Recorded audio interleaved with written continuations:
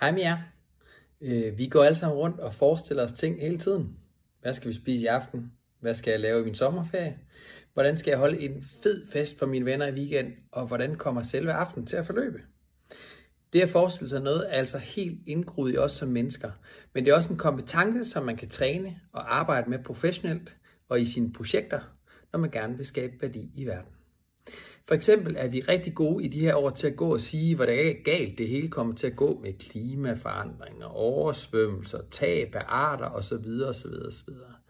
Altså sådan nogle dystopiske idéer om, hvad er det, der kommer til at gå galt. Men samtidig er vi faktisk ikke særlig gode til at forestille os, hvordan det gode, for eksempel bæredygtige liv i, lad os sige, 2050 kan se ud. Og hvis vi virkelig vil gerne skabe en bedre verden, så er vi også for det første nødt til at kunne forestille os, hvordan en sådan verden skal se ud. Hvordan skal vi bo? Hvordan skal vores arbejdsliv være? Hvad spiser vi? Hvilke teknologiske muligheder har vi? Alt det kræver fantasi og øvelse i at kunne forestille os en anden verden, og derigennem også viden om verden nu og i fortiden. Så det kræver også en vis faglighed. For det andet, når vi så arbejder med at konkretisere vores forestillingsevne om det gode liv i fremtiden, så skal vi kunne regne tilbage og se, hvilke trin det så krævede fra i dag er nå derhen.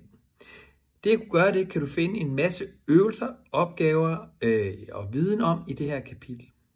Du kan trykke dig ind på de enkelte øvelser, podcast, tekster for at finde mere information, og så håber vi, du har lyst til sammen med dine venner at gå i gang med at bruge din forestillingsevne og fantasi.